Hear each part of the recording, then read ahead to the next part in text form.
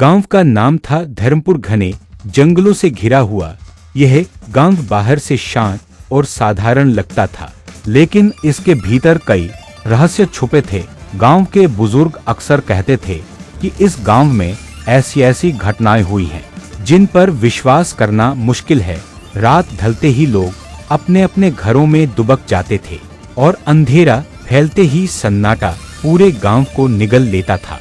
मुख्य किरदार था रामेश्वर, एक साधारण किसान, मेहनती, सीधा सादा लेकिन जिद्दी स्वभाव का। वह अक्सर देर रात तक खेतों में काम करता और फिर अकेले ही घर लौटता। गांव वाले कई बार उसे चेतावनी दे चुके थे, रामेश्वर, रात में खेत से देर तक मत लौटना, वो रास्ता ठीक नहीं है। लेकिन रामेश्वर हंसकर टाल देता, अरे भूत प्रेत जैसी कोई चीज नहीं होती, ये सब दकियानूसी बातें हैं। पर वह नहीं जानता था कि उसकी जिंदगी बदलने वाली है। एक रात जब आसमान पर बादल छाए हुए थे और बिजली चमक रही थी, रामेश्वर अपने खेत से घर लौट रहा था। रास्ता सुनसान था। अचानक उसे महसूस हुआ कि कोई पीछे चल रहा है। उसने मुड़कर देखा, कोई नहीं, लेकिन हवा में सरसराहट और कदमों की धीमी आहट थी। उसने सोचा शायद उसका वहम होगा, कदम तेज कर दिए, लेकिन तभी उसके कानों में किसी औरत की धीमी सी हंसी गूंजी। वह अभी तो शुरुआत है। रामेश्वर का दिल धड़क उठा। उसने इधर-उधर देखा, पर वहां सिर्फ घना अंधेरा और पेड़ों की परछाइयां थीं। वह बिना पीछे देखे दौड़ता हुआ अपने घर पहुंचा। घर पहुंचकर जब उसने पानी पिया और आराम करने की कोशिश की, तो खिड़की के बाहर उसे वही धीमी हंसी फिर से सुनाई दी। अगले दिन उसने यह बात अपने दोस्त मोहन को बताई। मोहन थोड़ा डरपोक था। उसने तुरंत कहा, रामेश्वर, ये वही औरत होगी, वही औरत जिसके बारे में हमारे दादा लोग कहा करते थे। रामेश्वर चौंका, कौन औरत? मोहन ने धीमी आवाज में कहा, सालों पहले इसी गांव की एक औरत थी, सुगंधा। वह बेहद खूबसूरत थी, लेकिन उसका पति तांत्रिक विद्या करता था। लोग कहते हैं कि उसने किसी अनुष्ठान में गलती की और उसी के कारण सुगंधा की दर्दनाक मौत हो गई। तब से उसकी आत्मा इसी गांव में भटक रही है। जिसने भी उसे देखा वह या तो पागल हो गया या फिर मर गया। रामेश्वर ने इस किस्से को सुनकर हंसी उड़ाई। तुम्हें सब पर यकीन है, लेकिन मुझे नहीं। ये सब डराने की बातें हैं। पर उसके मन में कहीं न कहीं हल्की सी बेचैनी जरूर बैठ गई थी।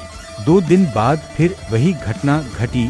इस बार रामेश्वर अपने खेत से लौट रहा था तो उसे साफ दिखाई दिया कि रास्ते के किनारे कोई खड़ा है, लाल साड़ी, खुले बाल और चेहरा झुका हुआ। रामेश्वर ठिठक गया। उसकी सांसें तेज हो गईं। उसने सोचा पास जाकर देखूं, लेकिन तभी वो औरत धीरे धीरे उसका नाम पुकारने लगी, रामेश्वर। उसकी आवाज में अजीब खींचाव था। रामेश्वर ने पूरा जोर लगाकर भागना शुरू कर दिया। जब वह घर पहुंचा तो उसका पूरा शरीर कांप रहा था। उस रात उसे नींद नहीं आई। जब भी आंख लगती, वही औरत सपने में आती और कहती, अब बच नहीं पाओगे, वो रात आ रही है। अगली सुबह रामेश्वर सीधा गांव के बुजुर्ग रघुनाथ बाबा के पास गया। बाबा गांव में तंत्र मंत्र और पुरानी बातों के लिए मशहूर थे। रामेश्वर ने सारी बात बताई। बाबा ने आंखें बंद की और फिर धीरे से बोले, तूने उसे देख लिया है, अब बचना आसान नहीं। सुगंधा की आत्मा उन लोगों को नहीं छोड़ती जो उसकी नजर में आ जाते हैं। वो एक श्रापित आत्मा है। रामेश्वर ने घबराकर पूछा, तो क्या मैं मर जाऊंगा? बाबा ने कहा, अगर सच जानना चाहता है तो आज रात श्मशान घाट जाना पड़ेगा, वहीं उसकी कहानी छुपी है। रामेश्वर डर गया, लेकिन जिज्ञासा भी बढ़ गई। उसने ठान लिया कि वह आज रात श्मशान जाएगा। रात का समय था। आसमान में बादल, बीच बीच में बिजली चमक रही थी। चारों ओर सन्नाटा पसरा हुआ था। रामेश्वर हिम्मत करके श्मशान घाट पहुंचा। श्मशान में राख, अधजली लकड़ियां और एक अजीब सी बदबू थी। चारों तरफ पीपल के पेड़ हवा में झूल रहे थे। अचानक उसे लगा कि कोई उसकी तरफ आ रहा है। उसने लाल साड़ी वाली वही औरत देखी। इस बार उसका चेहरा साफ दिख रहा था, फीका पीला रंग, गहरी लाल आंखें और खून से सना मुंह। उस औरत ने हाथ बढ़ाकर कहा, तू आ ही गया, अब तेरी आत्मा भी मेरे साथ रहेगी। रामेश्वर के पैरों तले जमीन खिसक गई। उसने भगवान का नाम लिया और भागने लगा। औरत की हंसी पूरे श्मशान में गूंजने लगी। रामेश्वर जान बचाकर किसी तरह गांव लौटा, लेकिन उसके मन में अब एक सवाल गहरा बैठ गया। वो कौन थी और क्यों मुझे ही बुला रही है? अब उसके दिन बेचैनी में और रातें डरावने सपनों में गुजरने लगी। लेकिन यह बस शुरुआत थी, असली डर तो अभी बाकी था। रामेश्वर के लिए वो रात एक ऐसा मोड़ बन गई थी जिसने उसकी जिंदगी पूरी तरह बदल दी थी। श्मशान घाट में उस औरत को देखने के बाद उसकी आंखों में नींद गायब हो गई थी। अब हर रात उसे वही औरत दिखाई देती थी, कभी खिड़की से झांकती, कभी आंगन में खड़ी और कभी उसके सपनों में। गांव के लोग उसकी हालत देखकर घबरा गए। कई लोग तो उससे मिलने भी बंद कर चुके थे। सबका कहना था, रामेश्वर पर अब उस आत्मा का साया है। दिन बीतते गए और घटनाएं और अजीब होने लगी। कभी खेत में हल चलाते समय अचानक मिट्टी से खून निकलने लगता, कभी पानी की बाल्टी में किसी औरत का चेहरा दिखाई देता। रामेश्वर का परिवार भी डरने लगा। उसकी पत्नी लक्ष्मी ने कई बार उसे समझाया, तुम्हें बाबा की बात मान लेनी चाहिए, ये आत्मा मजाक नहीं है, हमें घर छोड़कर कहीं और जाना चाहिए। लेकिन रामेश्वर अड़ा रहा, नहीं, भागने से कुछ नहीं होगा, मुझे जानना ही होगा कि ये सब क्यों हो रहा है।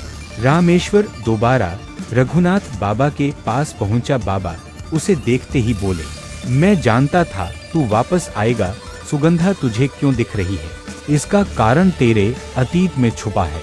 रामेश्वर हैरान, अतीत में? लेकिन मेरा उससे क्या लेना देना?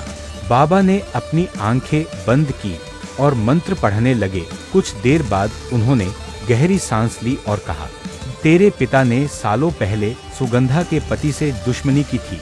उसी तांत्रिक के अनुष्ठान को उन्होंने तोड़ दिया था।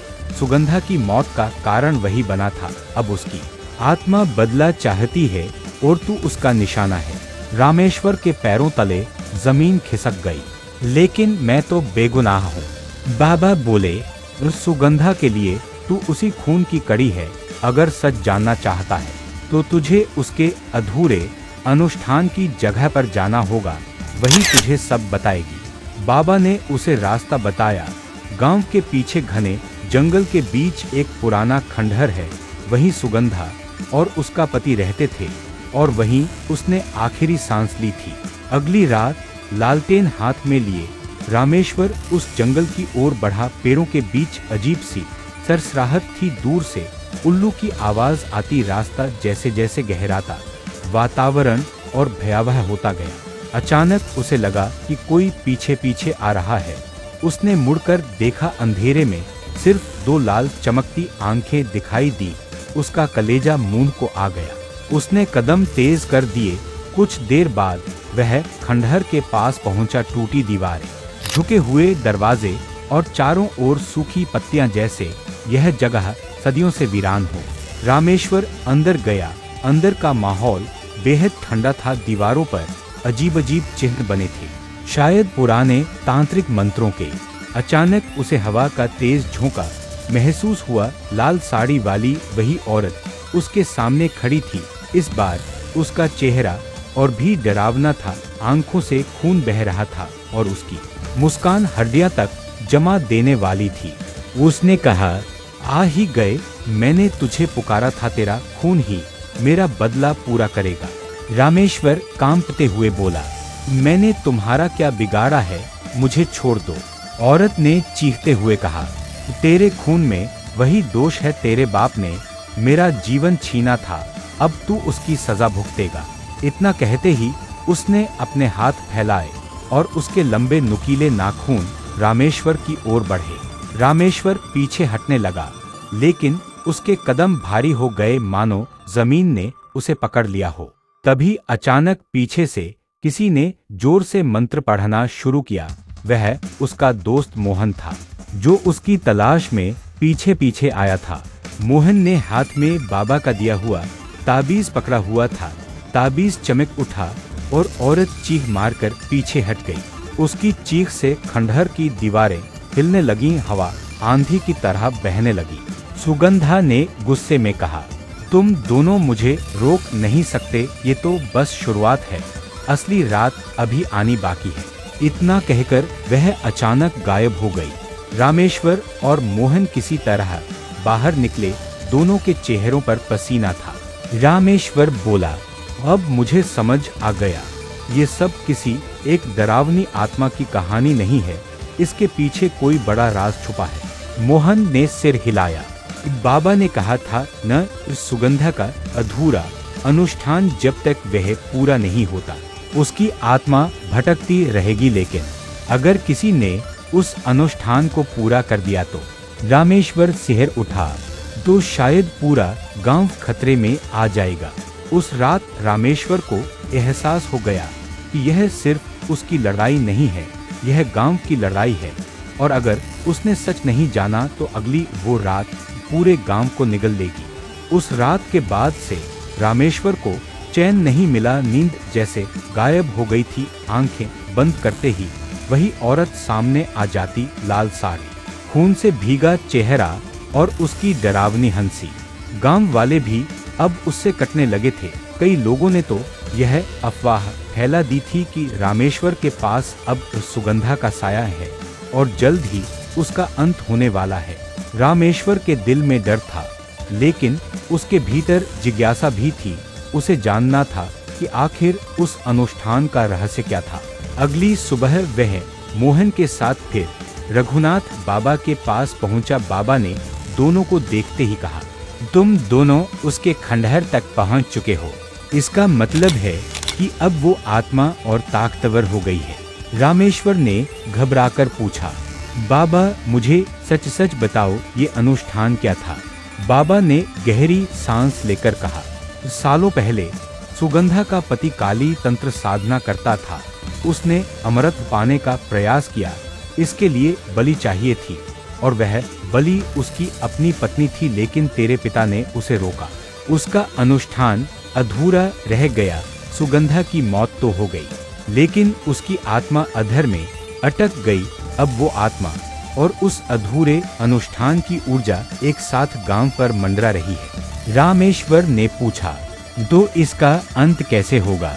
बाबा धीरे से बोले, अनुष्ठान को रोकने का एक ही तरीका है, तुझे उस स्थान पर जाकर उसकी राख को अग्नि और मंत्रों से मुक्त करना होगा। लेकिन सावधान रहना, उस रात आत्मा अपनी पूरी ताकत के साथ सामने आएगी। वो रात बहुत भयावह होगी। उस रात गांव में अजीब घटनाएं शुरू हो गईं।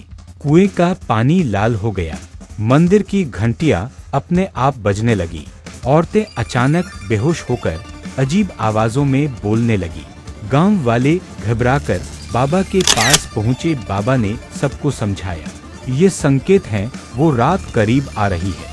रामेश्वर की पत्नी लक्ष्मी अब धीरे धीरे अजीब बर्ताव करने लगी। कभी देर रात उठकर घर की दीवारों पर लाल रंग से अजीब चिन्ह बनाने लगती, कभी बच्चों को डरावनी लोरियां सुनाती। एक रात रामेश्वर ने देखा कि लक्ष्मी आईने के सामने खड़ी है। उसके चेहरे पर हल्की मुस्कान थी और वह अपने बाल खोल रही थी। अचानक उसकी आवाज बदल गई और वही औरत की खौफनाक आवाज गूंजी, रामेश्वर तू मुझसे बच नहीं सकता, अब मैं तेरे घर में हूँ। रामेश्वर का खून जम गया। उसने दौड़कर लक्ष्मी को झकझोरा, लेकिन अगले ही पल वह बेहोश होकर गिर पड़ी।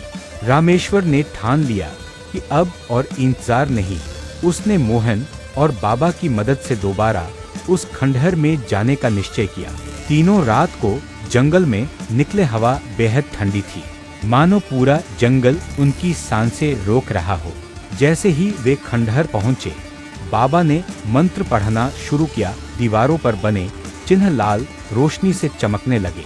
अचानक एक जोरदार धमाका हुआ और वही औरत उनके सामने प्रकट हो गई। इस बार उसका रूप और भी भयावह था। आधी देह जली हुई, आंखों से खून टपक रहा और मुंह से आग निकल रही थी। उसने चीखकर कहा, तुम सब मेरी मुक्ति नहीं चाहते, तुम मुझे मिटाना चाहते हो, लेकिन मैं मिटने वाली नहीं हूँ। आज इस जंगल में सबका अंत होगा। तभी खंडहर के अंदर से जमीन फटी और राख के बीच से एक काला धुआं उठने लगा। उस धुएं से एक और आकृति उभर आई। वह था सुगंधा का पति काला तांत्रिक। उसकी आंखें लाल अंगारों जैसी थीं। उसने हाथ फैलाकर कहा, मेरे अधूरे अनुष्ठान को पूरा करने का समय आ गया है। आज चांदनी रात में ये बलि होगी और मैं अमर हो जाऊंगा। रामेश्वर, मोहन और बाबा स्तब्ध रह गए। यानी सुगंधा की आत्मा अकेली नहीं, बल्कि उसके पति की आत्मा भी इस अनुष्ठान से बंधी हुई थी। तांत्रिक ने सुगंधा की ओर देखा और कहा, तूने इतने साल मेरी राह देखी है, अब मुझे अपना अधिकार लेने दे। लेकिन सुगंधा की आत्मा ने चीखते हुए कहा, नहीं, तूने ही मुझे मारा था, तेरा लालच ही मेरी मौत का कारण बना। आज मैं तेरी नहीं, तेरे खून की प्यास बुझाऊंगी। दोनों आत्माएं आमने सामने थीं। हवा तूफान की तरह चल रही थी। पेड़ टूटकर गिरने लगे, खंडहर की दीवारें कांपने लगी। बाबा ने जोर से मंत्र पढ़ना शुरू किया और रामेश्वर को संकेत दिया, जल्दी राख पर अग्नि डाल और यह ताबीज रख दे, यही एक तरीका है। रामेश्वर आगे बढ़ा, लेकिन तभी तांत्रिक ने जोरदार झोंका मारा और वह दीवार से टकराकर गिर पड़ा। मोहन ने किसी तरह उसे उठाया। तीनों मौत और भय के बीच फंस चुके थे। सामने तांत्रिक और सुगंधा की आत्माएं थी, जो एक दूसरे को नष्ट करने पर उतारू थी। रामेश्वर ने कांपते हुए हाथों में ताबीज उठाया। उसके मन में सिर्फ एक सवाल था, क्या मैं इसे खत्म कर पाऊंगा या फिर आज की वो रात मेरी आखिरी रात होगी।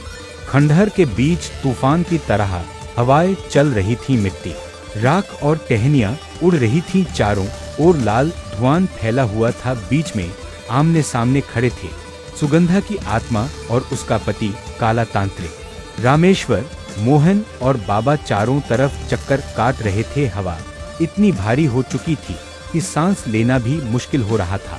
तांत्रिक ने अपनी लंबी हड्डीनुमा उंगलियां उठाकर कहा, आज की रात अमावस्या है। यही वो रात है जिसका मैं सदियों से इंतजार कर रहा था। मेरी साधना आज पूरी होगी। उसकी आवाज गूंजदार थी और हर गूंज पर जमीन कांप उठती। सुगंधा ने लाल आंखों से उसे घूरते हुए कहा, तेरा लालच ही मेरी मौत का कारण बना था। अब मैं तेरी साधना नहीं, तेरी आत्मा निगलूंगी। उसकी चीख इतनी भयानक थी कि दूर दूर तक जंगल में बैठे पक्षी उड़ गए और भेड़िए डरकर हुंकारने लगे। तुरंत दोनों आत्माएं आपस में भिड़ गईं। हवा आग में बदलने लगी। खंडहर की दीवारें दरारों से भर गईं। पेड़ों से खून टपकने लगा। रामेश्वर और मोहन हक्का बक्का देख रहे थे। ये किसी इंसान की लड़ाई नहीं थी, ये परलोक की ताकतों का संघर्ष था। बाबा ने जोर से मंत्र पढ़ना शुरू किया और रामेश्वर को ताबीज थमाया। जल्दी करो, जब तक वे दोनों भिड़ रहे हैं तब तक राख पर अग्नि डालकर इसे मुक्त करना होगा। रामेश्वर कांपते हुए आगे बढ़ा। सामने राख का ढेर पड़ा था, वही सुगंधा की अधजली देह का स्थान। जैसे ही उसने अग्नि डाली, राख से डरावनी चीख निकली। सुगंधा का चेहरा उसके सामने उभर आया। उसने कहा, मुझे मुक्त नहीं करना, मुझे बदला लेना है। रामेश्वर का दिल जोर से धड़क रहा था। उसने कांपते हाथों से ताबीज रखा और मंत्र बोलना शुरू किया। तभी तांत्रिक ने उसे देख लिया। उसकी आंखों से आग की लपटें निकली। नहीं, ये अनुष्ठान मेरा है, कोई इसे रोक नहीं सकता। उसने हाथ घुमाया और राख से एक विशाल आग का गोला निकला। वो सीधा रामेश्वर की तरफ आया। मोहन ने चीखते हुए रामेश्वर को धक्का दिया और वह आग का गोला खुद पर झेल लिया। मोहन जमीन पर गिर पड़ा। उसका पूरा शरीर जलने लगा। रामेश्वर की आंखों से आंसू निकल आए। नहीं मोहन, रामेश्वर ने पूरी ताकत से ताबीज राख पर दबाया। तभी तांत्रिक उसकी ओर दौड़ा। उसकी परछाई 7 गुना बड़ी हो गई थी और उसका शरीर हड्डियों से बाहर आ रहा था। लेकिन जैसे ही ताबीज ने राख को छुआ, अचानक चारों ओर तेज प्रकाश फैल गया। सुगंधा की आत्मा दर्द से चीख पड़ी। उसने तांत्रिक की ओर देखा और बोली, अब मैं मुक्त हो रही हूँ और तू हमेशा के लिए नर्क में सड़ जाएगा। वह तांत्रिक पर झपटी, दोनों आत्माएं आग के गोले में समा गई। बाबा ने मंत्रों की आखिरी गूंज लगाई और पूरा खंडहर आग की लपटों से जल उठा। सुबह जब सूरज उगा तो जंगल शांत था। खंडहर राख में बदल चुका था। न तांत्रिक था, न सुगंधा की आत्मा। रामेश्वर अधमरा सा बाहर निकला। उसके बगल में मोहन की जली हुई लाश पड़ी थी। उसकी आंखें खुली थी, लेकिन चेहरे पर संतोष था, मानो उसने अपनी जान देकर दोस्त को बचा लिया हो। रामेश्वर ने घुटनों के बल बैठकर रोते हुए कहा, तेरी कुर्बानी मैं कभी नहीं भूलूंगा। बाबा ने उसके कंधे पर हाथ रखकर कहा, मोहन ने जो किया उसी से यह गांव बच पाया। तांत्रिक और सुगंधा की आत्मा अब कभी वापस नहीं आएंगे। गांव वाले जब खबर सुनकर वहां पहुंचे तो सब स्तब्ध रह गए। खंडहर पूरी तरह राख हो चुका था। रामेश्वर ने सबको सच्चाई बताई, लेकिन उसकी आंखों में अब हमेशा के लिए वह रात बसी रह गई थी। गांव धीरे धीरे सामान्य हो गया। लोग फिर से रात को चैन से सोने लगे, लेकिन रामेश्वर की जिंदगी कभी सामान्य नहीं हो पाई। जब भी रात गहरी होती, उसे ऐसा लगता कि कोई धीमी हंसी अभी भी उसके कानों में गूंज रही है। वो रात फिर लौट सकती है,